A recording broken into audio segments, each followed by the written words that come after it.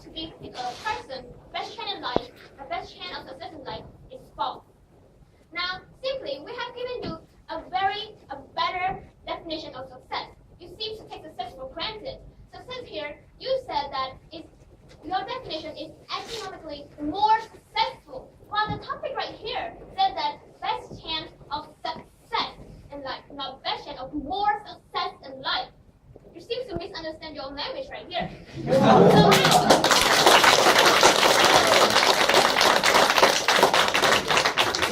I do understand you set a standard for success, but your standard is elitist. We are not. We give you a minimum standard, a criterion of success that everybody can reach. Why does it have to be so special? Why it has to be so high that only certain people can only go there? No. Because you said that people with academic qualification likely to get $31,000. Now, let's say I earn $1 less than that. Ta-da! I am a failure right now because I earn $1 less than that. Is that how it works? No. Now, let me go to my point here. Most jobs in society are done by people without degree. Now, I believe that, yes, you see a lot of people, engineers, doctors, those people have academic qualification, but the fact is that the majority of jobs in a lot of countries, as well as in America, that are average paying jobs that do not need academic qualification. I do agree that countries need educated people, those people with academic qualification to lead the country. However, you have to realize that we are all relying on people with no degree. Do you rely on firefighters? Do you need firefighters? Do you need farmers to feed you? Yes, those people do not have degree. So, all of a sudden, those people who you rely on right now, just because they don't have this piece of paper called academic qualifications, they are failures. Is that how things work? No. Now another thing, allow me to move to my point. Most adults without degree find jobs and support themselves. We have given you this definition of success already. Feed your family, feed yourself, raise your kids, send them to school, pay tax, pay rent, contribute to society. You can do all of that without academic qualification. Now let me give you an example. Football stars, actresses, models, entrepreneurs, those people do not have degree, but they generate jobs and they earn lots of money. They have better life. So I challenge you to go tell those people that they are failures.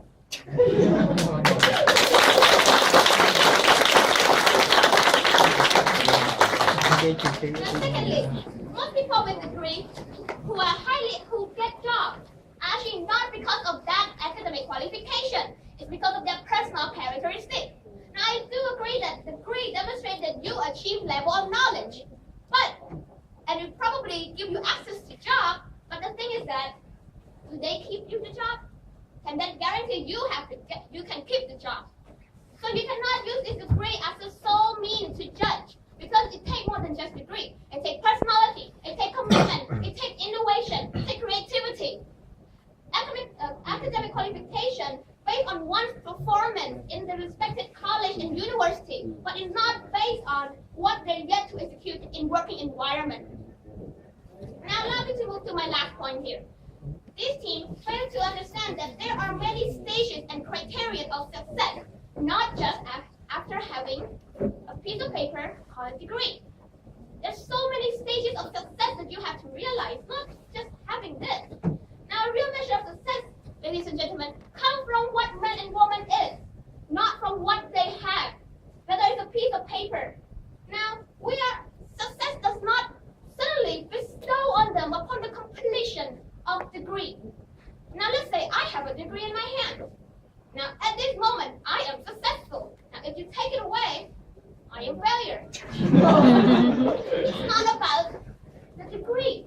Now the thing is that, to your definition, Alexander the Great, Jesus Christ, Buddha, these people do not have academic qualification. Was they failure now?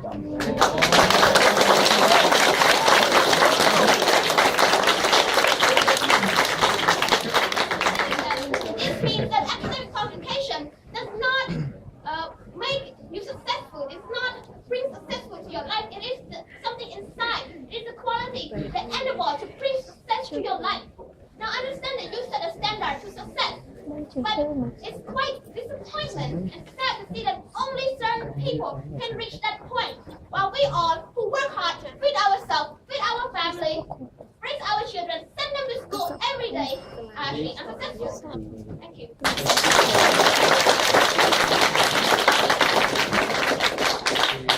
Thank you very much for the first leadership speakers. It's very good.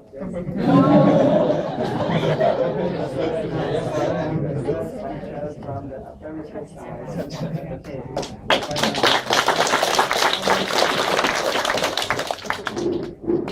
While we think the previous speaker's speech was rhetorically powerful and the appeal to failure on our part, I think it's unfair.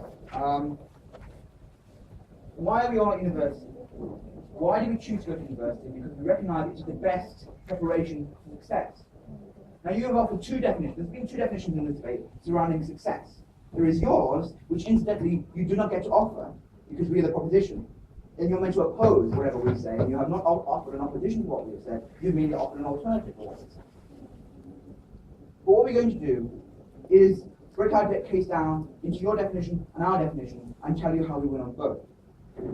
So in the first instance, we say that in your definition, where there is no minimum standard for success, then everyone with an academic qualification and everyone without an academic qualification has that success. So every list you offered, with all those hundreds of jobs of that are vocational, that are non-academic, we get to have as well, because everyone that has an academic degree is also on that list. So everyone that has these qualifications also is successful under your definition. But your definition just says that everyone in society, as long as they're not dying, is successful. We think that's a little bit unfair. You have simply defined your way into a truism. You have simply said, success is this thing which makes our side definitionally true. That's not a debate, that is simply a statement of fact. That if you're alive, you're then successful. There is no debate to be had. But we think that there is a debate to be had when you ask the people, what do you think about success? What is success to you? We think it's human flourishing, we think it's having meaning in life, being satisfied, we think it's having economic success. What is commonly felt amongst the people, what is actually commonly felt amongst all of us today, because we're at university, that success is something you can have more of, that you can be best prepared for success, right? That there is some kind of good preparation that you can have for success, and there is some kind of bad preparation you can have for success. We've offered you a case which outlines those. We don't have a minimum time for success. If you want to say that everyone in the world is successful, we can agree with you. And all we need to say then is that the people who have academic qualifications are more successful, right? So that everyone is successful, people with academic qualifications are more successful. They are best prepared for more success, right? Success is a scale, it's not a condition. Just to clarify the debate. Now, in rebuttal, you said several things which seem suspicious. You said the point of the don't think that degree is important. You said many people don't think degree is important, but you also said everyone thinks degree is important, and that was a misunderstanding. I mean, that seems to be a little tension in your case. We think that, in fact, most people do recognise that degree is the best preparation for success when you ask them. So, moving on to our case. What was our case? That the question is do academic qualifications give you the best chance of success? We think yes. When you compare academic and non-academic lifestyles, academic lifestyles subsume all the benefits of non-academic lifestyles and have none of the losses, right? So when you're a plumber, you're trapped in a community, right? You're trapped in a local environment, you have no access to the richer aspects of life, right? But you do have access to the necessities of life and all the things that make you happy in a basic sense. So the academic people also have those things, but they have much more. What do they have? They have more, but not only economic success. They have more opportunities to flourish, but not only the opportunity to flourish. We think that under economic terms, individuals have access to more opportunities. They have access to graduate markets, to academic markets, to markets that are vocational, markets that you offer. They have access to everything, all those lists you provided today, they have access to those, and more that we have provided today. So we think that because the list is longer, if we want to compare the size of lists, we should win. Secondly, that society has a better chance of economic success. Because what provides an economy for a society, and the reason that Europe, which has much more academic qualification than parts of Southeast Asia, is more comparatively successful in economic terms, is because the driver of European economies is academia. It's the provision of research and industry that comes from academia, right? An academic designs an aeroplane, and lots of vocational trained people build the aeroplane, right? We think you need to have, for society to be successful, the people who originate the jobs, who create those jobs, who create the industries in which you can have your standard of success. So before we even get to your standard of success, you need to have an academic base to generate all the jobs you think make people successful. In a society with no base, no intellectual base, the kind of success you have is merely being alive. And everyone has that, we agree. So, in the alternative terms, the term that they accuse us of missing, the human flourishing terms, the terms of being happy with your life. We say, yes, a housewife can be happy with her life. We think she's probably happier if she did a degree in philosophy and then chose to be a housewife, right? We think that academic qualifications give you both critical faculty. So they give you a chance to understand what's truth and what's lies, to read a newspaper and know that society is doing something unjust to you. Okay, it's up. Okay, thank you very much.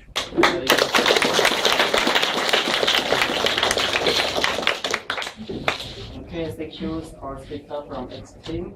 And also now it is time for the judge to determine advice or give the score who is the winning team. Okay, please take the time for it.